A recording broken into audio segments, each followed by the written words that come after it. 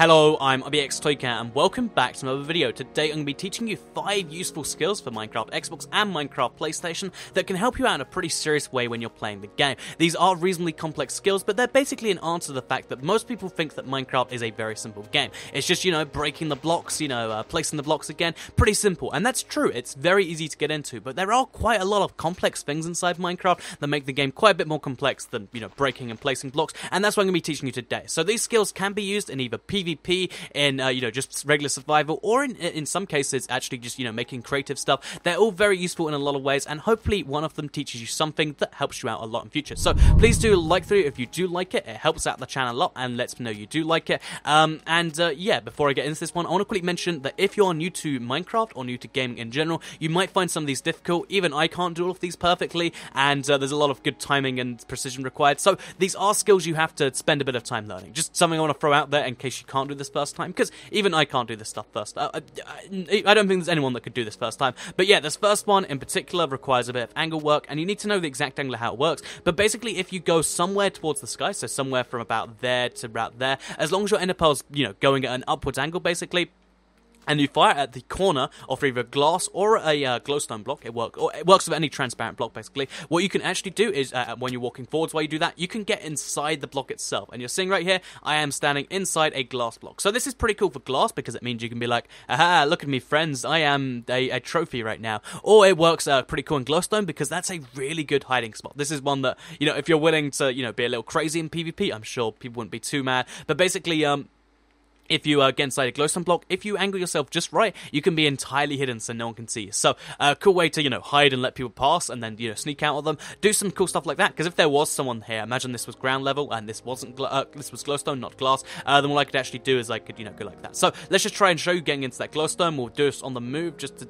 hopefully show... No, I got there just out of time, but yeah, you can see now I'm up here. So, now I'm up here and I've got... Okay, this is kind of the end of the glowstone thing. Let's move on to tip number 2, which is how would you get down from a high place, or if you're falling, how do you not die? Because if I were to jump down right now, I would die. I've got 2 ways out. The less obvious one is, more obvious one would be I could ender pearl down, because that would only do 2.5 hearts damage, but that's not as fun, and not everyone has an ender pearl when they're falling to their death. So if you're falling to your death, something you usually might have in your inventory, or at least you should from now on, is a water bucket, because if you're falling to your death and you're going to die, what you have to do is just before you hit there, spam your left trigger, or right click or whatever, and try as hard as you can to, you can see how fast you can do this if you really try. If you can actually just spam, and that means you won't take any damage, because as long as there's one bit of water when you hit the ground itself, then you'll be entirely fine. So, from the smaller the distance, the easier it is to do, but this is technically possible from, the max height, like 256, all the way down to bedrock, which means you could survive a 256 block fall with 0 hearts of damage. That's right, even with feather falling 4, you'd still be well overkilled, but with water bucket, you can take 0 hearts of damage from even the biggest fall in the game, which is kind of crazy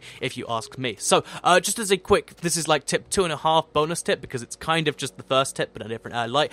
Basically, if you use this glowstone tip, involving the ender pearls, if you go underground and you find somewhere where you've got like 2 blocks like this, like have a step basically that you can't get onto. If you place glowstone there, so now it's a step you definitely can't get onto, and then you ender pearl onto the step, what you can actually do, okay, let's actually try this a little bit harder.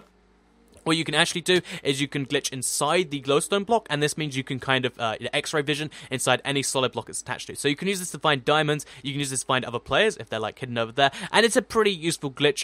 It sometimes falls under glitch, sometimes falls under intended feature, because it hasn't been fixed in the longest time. Like they could make it so you choke inside these things, but for some reason they still haven't. I think on the PC they might have, but yeah, this is like a really cool feature that does take a bit of effort, but it's still pretty cool. So let's just get out of this place. I'm gonna have to break the blocks to do that. And let's move on to tip number 3, which involves a lot of dirt, and this is one that is, specific for builders. This is what I meant when I meant for builders, and basically, it's one I can never truly master, but when you're building something, whether it be a pixel art or more pixel art apparently, what you can, when you're building up to it, you have to have some way to get up and down the thing, and if you don't have ladders, it means you have to make dirt towers, and that means eventually you have to destroy all those dirt towers, which can be kind of annoying, because they're ugly till they're done, and it's just like, ugh, that's kind of getting on your nerves. But if you want to do 2 things at once, destroy it and go up, that is actually possible. It requires some pretty intense timing, but if you destroy the block, and then just before it's destroyed, so I'm like this blue golden apple stuff is starting to annoy me, but if you destroy it just before it's placed, you can actually destroy the block and have the block above it placed at the same time. It requires some very immense timing, like just before the block is destroyed. If you do it just wrong, then you'll place the block where the old one was, like you'll see me doing a couple times here. And yeah, if you can do it just right, which I'm not doing very often here, you can actually tower up and have the dirt like go flying. So yeah, there's a very, very small split second. I think it's only a frame or two where you can do this, but it is still a very cool glitch.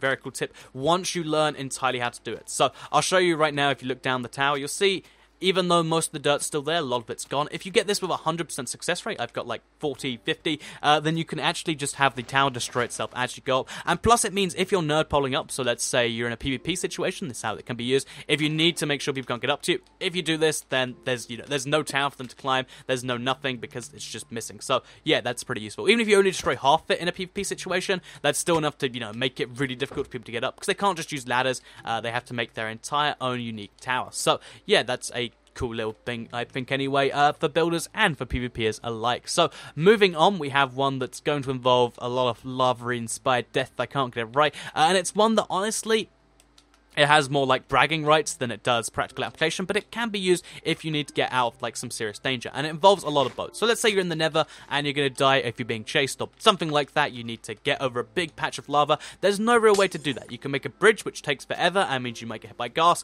or if you have skill, which I'm going to prove today that I don't, what you can actually do, so if you fill your inventory with boats, the boat, if you place it on lava, will actually survive for a split second. I don't know how long it is, but it's like a quarter of a second or so, and it means that if you okay, you saw me fail just there. It means that if you get your timing just right, you can actually jump over a patch of lava, and I messed up the timing entirely there. And yeah, if I don't get this right in a few seconds, I'll just show you some gameplay of it. But you can see that it's a hard skill to learn. It's not even letting me do it right now. It's a hard skill to learn, and see, yeah, this boat right here is actually breaking my odds. But yeah, it's a hard skill to learn, but it is very, very useful once you do learn it. So yeah, let's just have the death one before I just switch to a video where I do it. As you can see, yeah, I went up in fame. So yeah, that's a cool little fourth one. It's mainly for bragging rights, like I mentioned, to just show your friends I can jump over lava with boats. That's right, boats do have a use, guys. So yeah, that's a cool thing you can do. So let's just bounce on it to show you that you can bounce on and off. Also, as a pro tip while we're here, just, in case you don't trust my skills, what you can actually do is if you place a boat on a block of lava right next to the, the land right here, then you can actually have it mostly on the land and use it as like a jumping off point. So if you do this on both sides, if it's close enough, I mean, obviously this one's not just there, but if it was like a couple blocks shorter or a block shorter, you could actually use it to get across a large pillar of lava. So even if you are going to use this little handy tip, then it still means that you can get across a large body of lava by just jumping like that. There you go. It's magically working. So, yeah, that's how you can cross lava, and it also means that you can... Oh, and I've knocked the boat in. But yeah, so hopefully you learned something or other there. It's starting to get dark, so I'm going to have to quickly turn off the daylight cycle. And let's move on to the final tip, and this is a pretty simple tip, but that will stop working with the next update. But until then, if you're playing PvP, this is one you need to know, or even survival against, like, skeletons and stuff. This is one you need to know, because you might know, I'm almost definitely sure you do know, that if you left trigger or right click, you will activate block mode. This means that any damage dealt to you, like directionally towards you, will do 50% less damage, which is pretty cool. I mean, that's kind of generous if you ask me. Like, that's half damage. Add that in some good armor, and you take next to no damage from even a diamond sword, basically. But yeah, let's stop talking about the mechanic and let's stop talking about how it's good, because you can actually do that while attacking on the consoles, which means that you can be attacking another player and dealing the same amount of damage to them, but having them deal 50% less damage to you. And this is particularly useful because if you'll notice this works because you cut through your own head. That's how you know you're blocked and hitting at the same time. The entire block, you're